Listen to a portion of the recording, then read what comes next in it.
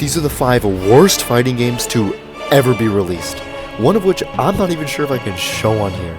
And this video is extremely relevant because Jujutsu Kaisen had one of the worst fighting game releases in history recently. And in honor of that atrocity, I wanted to see just how bad it could possibly get. And I have here 5 very legal copies of the bottom of the barrel, some of which were extremely hard to get my hands on, especially because some of the worst fighting games out there are not even close to safe for work. And since I put in all this effort sifting through this garbage for you guys, subscribe and one of you will get a back massage from me.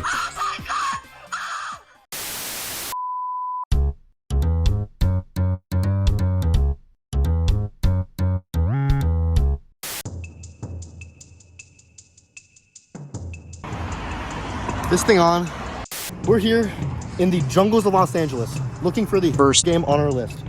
And from what I've heard, it's pretty elusive. I've been searching for this game for the past 3 months and I found no traces of it. But from what I've heard, this is the spot. The locals refer to this game as Xenophage Alien Bloodsport, and it's so bad and obscure, most worst gaming lists have completely forgotten to include it. It was released in 1996 and is so old it doesn't even run on most new computers. And from what I've heard, the game itself may even come from outer space. It was actually so weird and new at the time that people actually kind of liked it, but I think they were tripping. You guys hear that?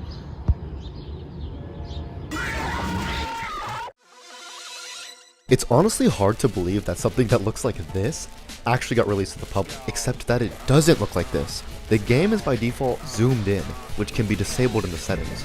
Insane, I know. Xenophage was born when Apogee Studios, who's actually a pretty well-respected publisher you've probably played games with, commissioned Argo Games to develop a fighting game for them. And Argo is known for such amazing titles such as Argo Checkers, Whatever This Is, and Whatever This Is 2. Argo never made another video game ever again. And I'm not sure I blame them. A small studio of 3 people going from making checkers and ports of games to making a full in-house fighting game sounds incredibly hard, which is probably why they ended up just giving away the game for free to whoever wanted it. To be fair though, it's pretty obvious that the devs actually tried to make this good. There are some parts of this game that are actually kind of fun, and I honestly admire the effort, even if the rest of the game is pretty garbage. Aliens are about to blow up the Earth, and to save the planet, our buddy Nick has to battle a bunch of horrific nightmare aliens. Oh no. How much more 90s could you even get? But who needs a good story when you have a pair of jeans, Mr. Krabs, and a dinosaur for characters? Oh man. What did they do to the dinosaur? I could honestly talk about these insane designs for half the video, but we're on a time crunch here. Xenophage plays pretty much like every other Mortal Kombat clone from the 90s, and we even get a Fatalities knockoff. Victory! I love it.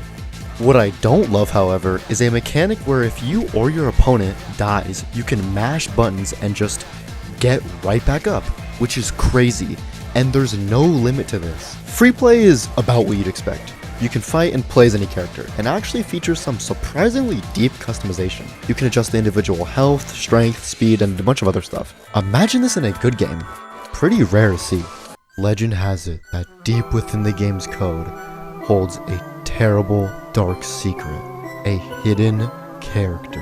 And yeah, he's right here. Blarney the dinosaur is unlocked with a hidden cheat code. Remember when cheat codes were still a thing? There honestly isn't much to say about Blarney. He's kind of just there. What I do want to talk about though is the awful training mode.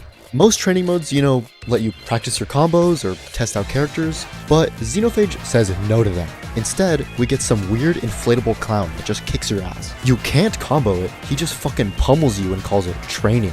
That aside, Xenophage honestly had a lot of potential to be something decent, but a bad story, weird characters, and horrible art clearly shows that the devs bit off a lot more than they could chew.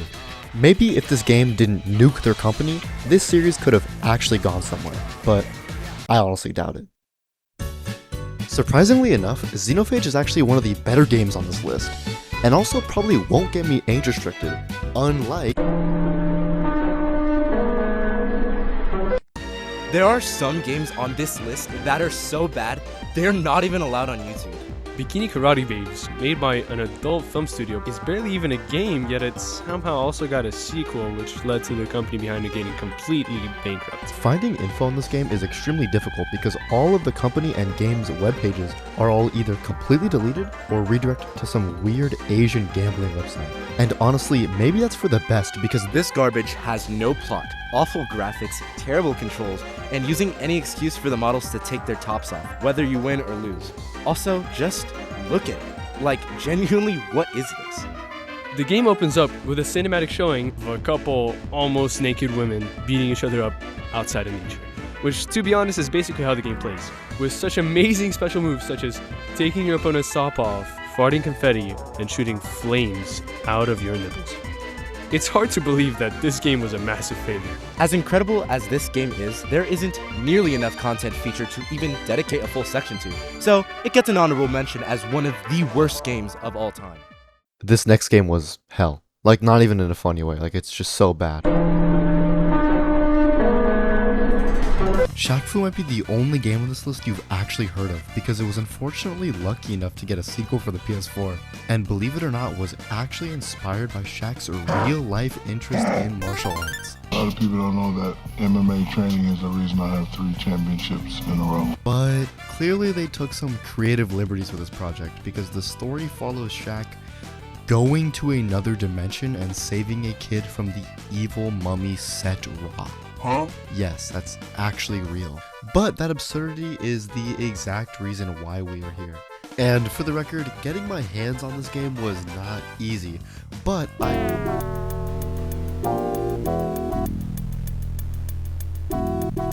Very interesting music choice.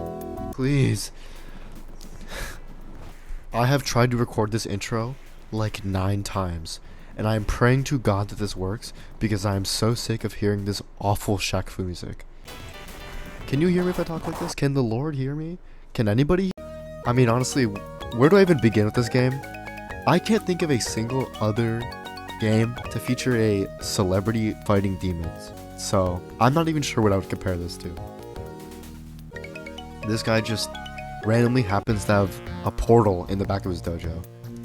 I mean, I guess that's not the craziest thing that's happening right now, but oh, okay, hold on. This actually doesn't look that bad. If only I had known in that moment what hell this game was about to make me experience. Is this guy like the final boss of the game or something? What am I doing wrong? Okay, this is an open world fighting game featuring Shaq Fu. Does that even look like Shaq? I mean, I don't know, maybe I'm tripping, but that barely even looks like. I can't do anything. They have not taught me anything. This is the first level. This is the first level in this game. This kind of gives me like Cuphead vibes. You know, with the open world map, that's kind of like. I kind of like that. I actually do kind of like that. Many hours later. I'm beating this game tonight, bro. I do not care. This is actually kind of fun. Oh! Predicted his ass. Oh my god. Bro is done for. I'm actually so good. I'm the greatest Shaq Fu player in 2024. Bro, if that's all Set Ra has got, he's done for. It's over. This song sucks. This song's terrible. There's no combos or anything. This game's obviously a knockoff of Mortal Kombat, but it has 0 of the depth and doesn't have any fatalities. And doesn't have an interesting world or story that makes Mortal Kombat what it is. There's more. Bro, there's so many levels. There's a pirate ship in the background, and this wizard monk. Bro, get over here.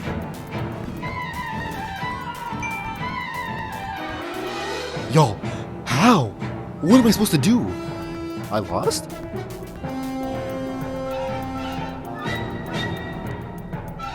Bro, no. There's no way I lost the game. For what? Literally for what? It said I unlocked a special move. And this game is fucking doesn't matter. It doesn't matter. Yeah, bro, this stupid old wizard Master Roshi looking ass dude is kicking my ass so hard. It was at this point in the video my plan actually changed from simply just beating the game and reviewing it all the way through to just getting past this old guy. I probably spent like 80% of my time playing this game just on this level alone. And even though in the video it looks like I was just joking, Shaq I was like genuinely getting upset at how unfair and stupid this fight is. Oh, it's tied. It's actually tied. It's actually tied. I can't believe it's actually tied right now.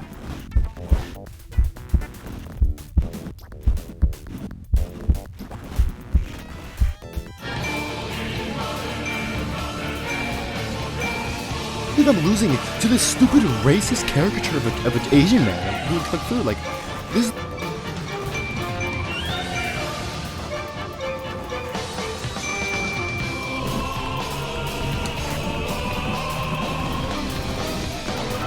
Holy shit! Holy shit! Holy! Oh my god! That's me in the corner. That's Shaq is me. That's literally my face right now.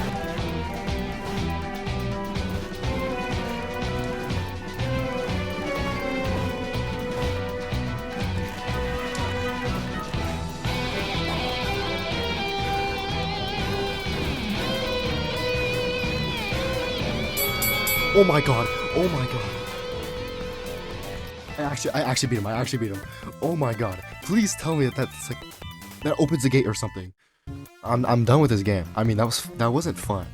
For like a few mere moments, I was actually having a little bit of fun. I was kind of enjoying myself, and then I got to this stupid racist Asian guy, and then it stopped being fun. It wasn't fun anymore. And I get why this game is one of the worst fighting games of all time.